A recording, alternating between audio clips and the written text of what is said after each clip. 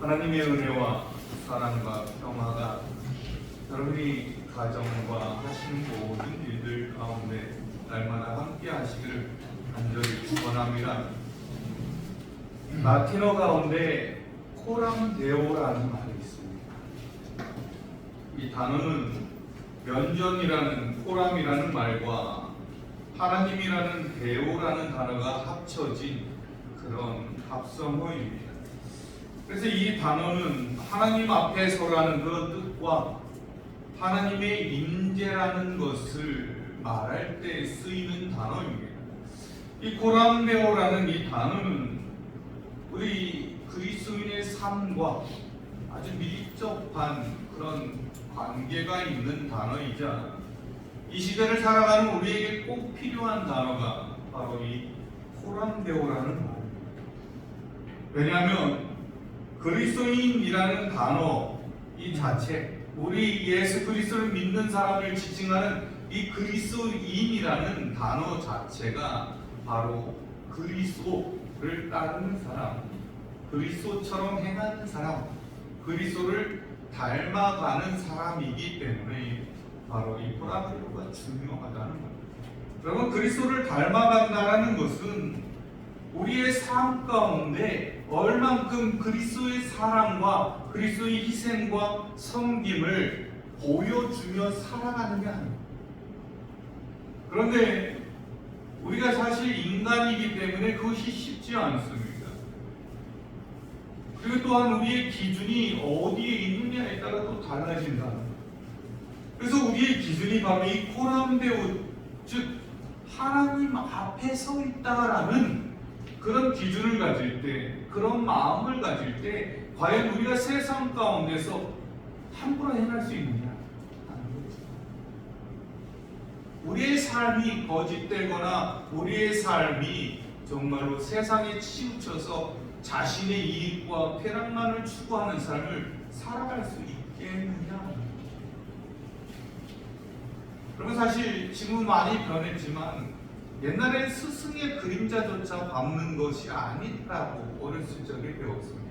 그만큼 선생님 앞에서 행동이 조심스러워야 하고, 임금 앞에서 행동이 조심스러워야 하고, 부모님 앞에서 행동이 조심스러워야 하는 것처럼 우리 그리스도인들은 바로 하나님 앞에서 살아간다는 그런 마음을 가지고 살아가야 한다는 거예요.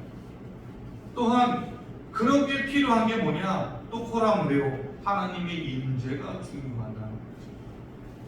하나님의 임재 없이 사람의 힘만으로는 그런 삶을 살아갈 수가 없다는 것입니다.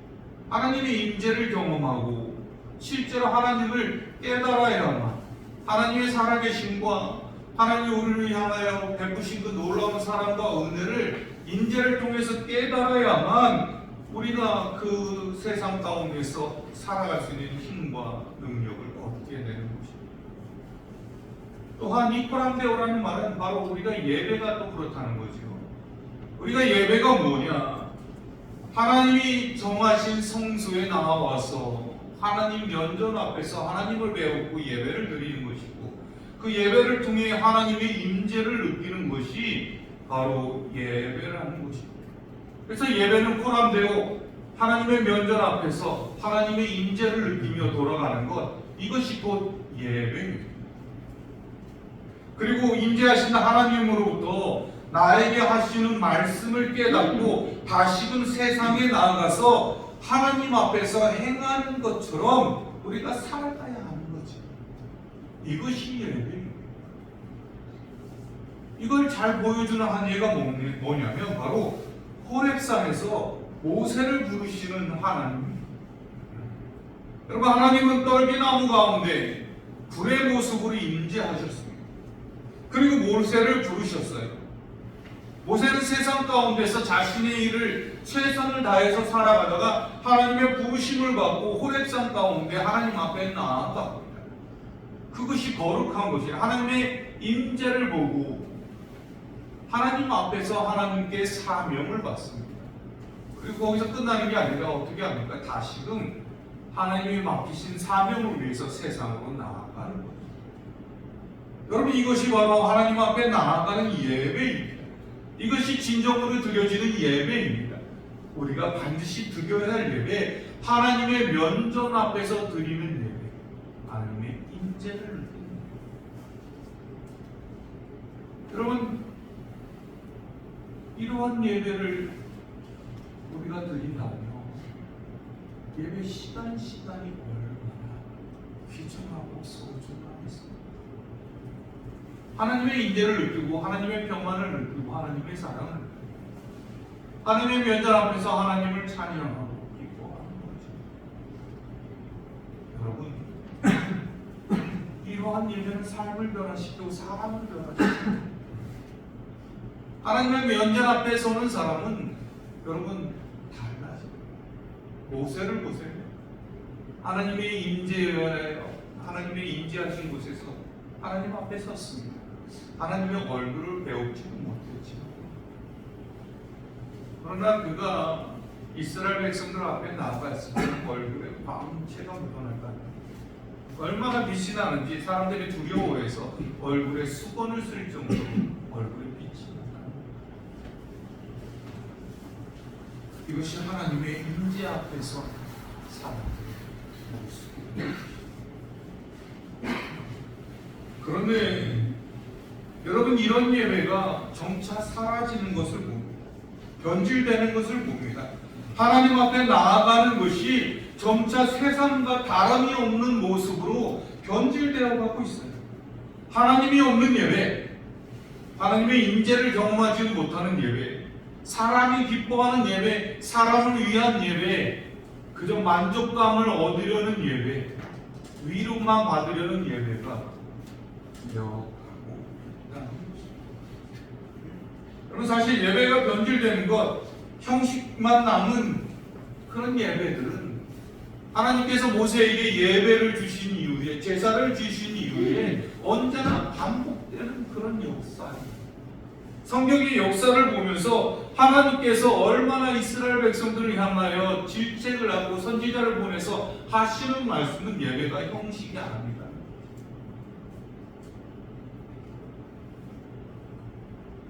이러한 예배가 정말 어떠한 지도자, 어떠한 선지자를 만나느냐가 굉장히 중요한 것이죠. 지도자를 잘 만난 이스라엘은 하나님의 예배가 회복되었고, 그렇지 못한 지도자를 만나면 예배가 파괴되고,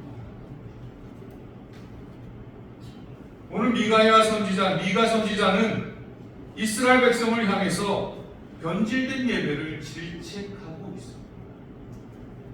6절을 보면 그들이 내가 무엇을 가지고 여호와 앞에 나아가며 높으신 하나님께 경배할까라고 말씀하고 있습니다. 그리고 6절 후반부에서 7절 말씀은 이스라엘 백성이 하나님 앞에 질문을 하고 있습니다.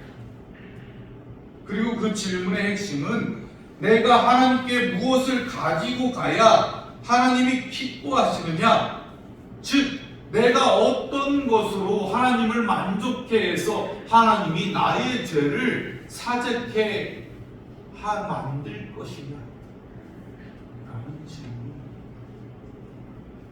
내게 있는 것으로 제사함을 바꾸는 마치 계약과도 같은 말을 하고 있다는 것입니다. 여러분, 그런데 그들이 생각하는 하나님이 기뻐하는 게 뭡니까? 송송아지, 천천의 순양, 강물 같은 기름, 심지어 자신의 장자, 즉 장남이나 아니면 자신의 죄를 속하기 위해 자신이 낳은 자녀들 가운데 하나를 바치면 하나님이 기뻐하시고 내 죄를 사해 준다는 거죠. 여러분이 얼마나 하나님을 화나게 하는 것이며 하나님을 슬프게 하고 하나님을 좌절케 하는 어리석은 질문입니다. 이 모든 것은 이방 신상에게 우상하게 드리는 그런 형태입니다. 그런데 이런 일들이 지금까지 버젓이 행해지고 있다는 것입니다. 종교가 타락하게 될 때 가장 빠지기 쉬운 것이 이처럼 물질 만능주의입니다. 세상과 다를 바가 없게 됩니다. 돈을 좋아하는 무리들이 생겨나고 돈으로 자신을 드러내고자 하는 사람들이 생겨나면서 마치 돈이면 다 되는 것처럼, 그래서 돈을 드려야만 하나님이 기뻐하시는 것처럼 생각하는 무리들이 생겨나는 것입니다. 그래서 악하여져 갈수록, 교회가 타락하여져 갈수록 하나님의 말씀을 가지고 하나님께서 물질을 원하시는, 물질을 드려 기쁘게 하라는 그런 설교가 많아지고 말씀을 가지고 협박을 하게 된다는 것입니다. 물론 물질이 필요하지만 하나님께서 물질을 요구하신 거예요. 하나님께서 이 희생의 제사를 요구하신 것은 하나님께서 사람들을 사랑하기에, 사람들을 향한 심판을 벗어나기 위해서, 죄사함을 주시기 위해서 희생의 제사가 필요한 것이고, 또한 물질을 요구하시는 것은 제사장이나 레위인이나 그 성에 사는 가부나 고아 계획을 위해서 그들을 섬기도록 필요를 위해 물질을 요구하셨다는 거죠. 지금으로 치면 교회를 유지하고 목회자의 생활을 위해서, 그리고 이웃을 섬기기 위해서 하나님이 물질을 바치라고 했다는 것입니다. 하나님께서 원하시는 물질은 기쁨 가운데 드리는 최선의 예물입니다. 그래서 오늘 미가 선지자는 8절 말씀을 통해서 뭐라고 말을 하냐? 사람아, 주께서 선한 것이 무엇임을 내게 보이셨나니? 여러분, 이 말씀은 하나님께서 이미 원하시는 것을 보여주셨다는 거예요. 하나님께서 선을 보여주셨다는 것은 하나님이 원하시는 것을 보여줬는데, 그게 뭐냐면 선을 이루는 거예요.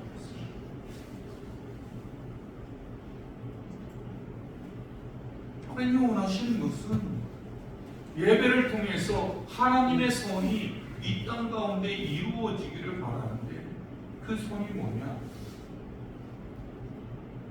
오늘 미가는 여기서 자기 백성에 요구하는 것을 세 가지로 이야기합니다. 첫 번째로 요구하는 게 바로 세 개예요. 이 중 첫째와 둘째는 하나님의 속성과 관련되어 있고, 세 번째는 그 첫째와 둘째를 유지하게, 반응하게끔 하는 것입니다. 하나님이 자기 백성에게 요구하시는 선하신 뜻의 첫 번째는 뭐냐면 정의를 행하는, 여기서 정의에 해당하는 미시파드라는 단어는 하나님의 속성인 동시에 하나님께서 하나님의 백성에게 요구하시는 성품입니다. 즉, 이 단어는 재판관이 판결을 내릴 때 그 판결을 행하는 경우에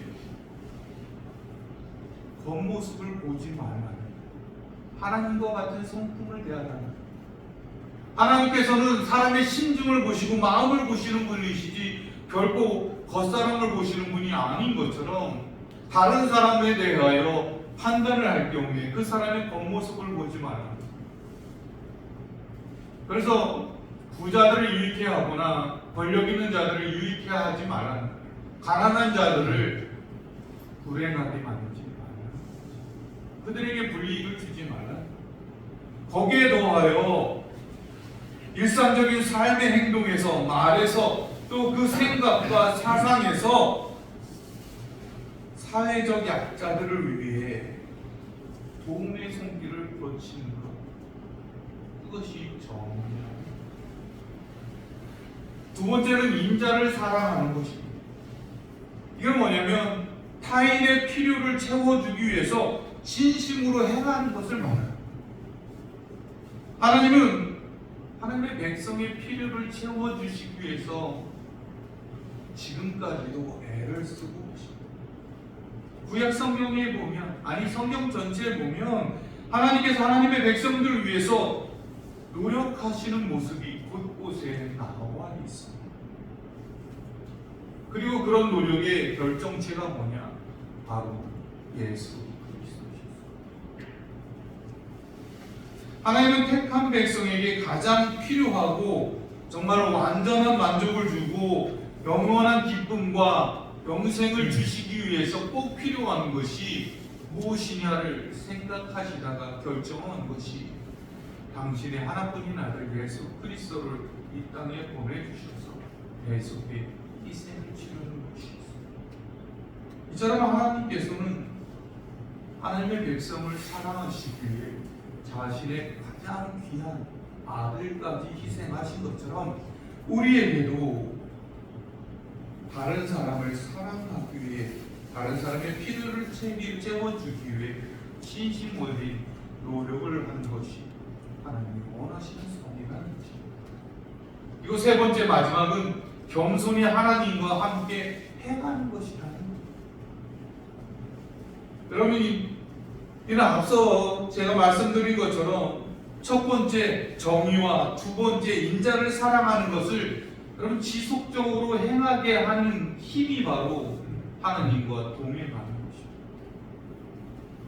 근데 사람이 여러분 하나님이 하시는 일을 우리의 의지로 할 수도 있습니다. 하나님이 말씀하신 것, 맡기신 사명을 내 의지로 할 수도 있지만 그러나 그것이 영원히 나의 힘만으로는 불가능하다는 것입니다.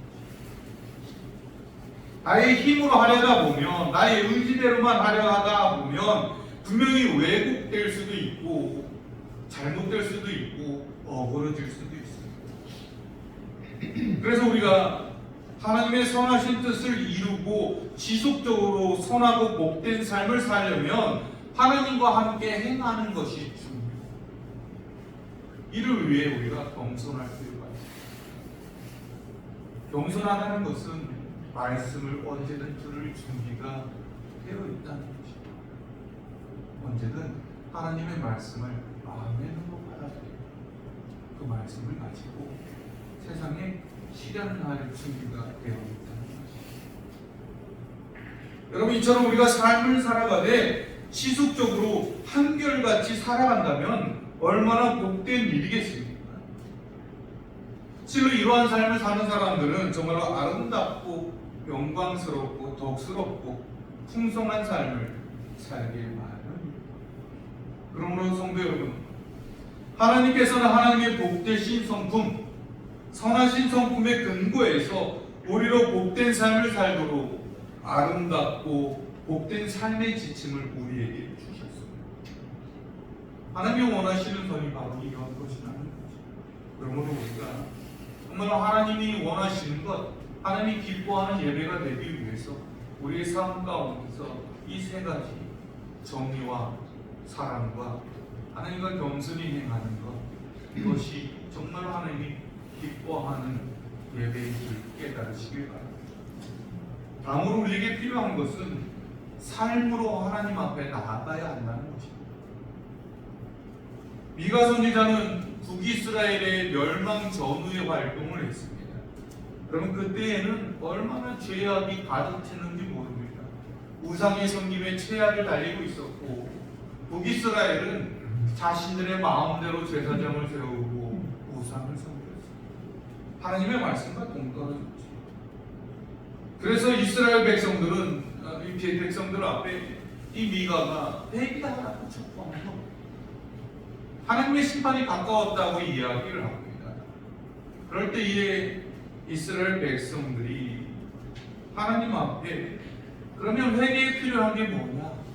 제사를 드리면 되느냐? 라고 반문하는 거죠. 그래서 아까 말씀드린 대로 6, 7절 말씀을 통해서 표면적으로 보자면 자신의 범죄를 하나님 앞에 회개하는 모습처럼 보이기도 해요. 그래서 그들에게 미가 선지자에게 그러면 우리가 하나님 앞에 희생의 제사를 드리고 제물을 드리면 되느냐라고 했지. 그러나 여러분, 그들은 진정한 회개가 아닌 그저 형식만을 취하려 하고 있다는 것입니다.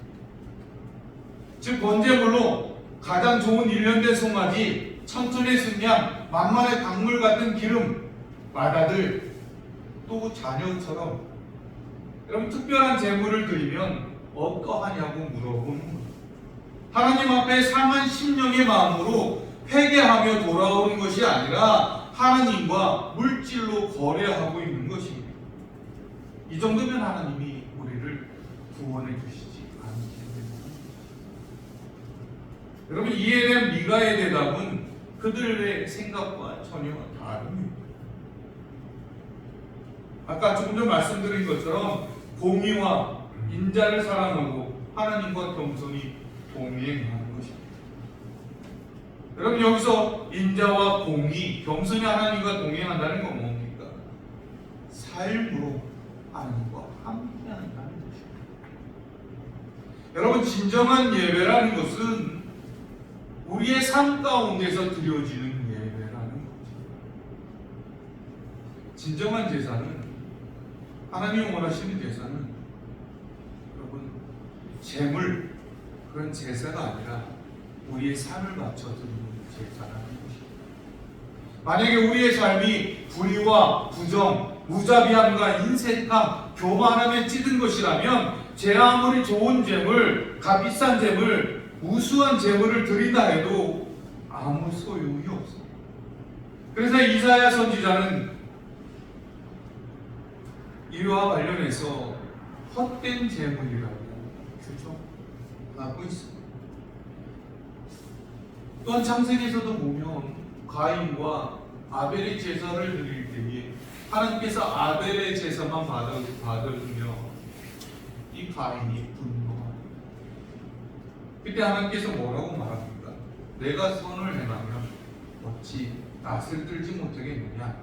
선을 행하지 않으면 제가 문 앞에 엎드리느냐? 제가 너를 원하나 너는 죄를 다스릴지나 하고 말했습니다. 여러분, 아무리 예배를 많이 드리고 오랜 시간을 예배를 삶이 뒷받침되지 않으면 여러분, 하나님이 받으시는 예배가 아니라는 거죠. 그래서 로마서 12장 1절을 통해 보면 뭐라고 말합니까? 너희 몸을 하나님이 기뻐하시는 산제사로 드리라. 이 로마서는 여러분 두 부분으로 나눕니다. 1장에서 11장은 기독교의 교리를 말하고 12장부터는 16장까지는 그리스도인의 생활 원리를 담고 있어요. 근데 그 생활 원리의 첫 시작이 바로 이거예요. 너희 몸을 거룩한 산제사로 드리라. 즉 우리의 생활의 원리가 뭐로 시작해야 되느냐? 하나님 앞에 드려지는 제물처럼 우리가 예배로 삶을 살아가는 거죠.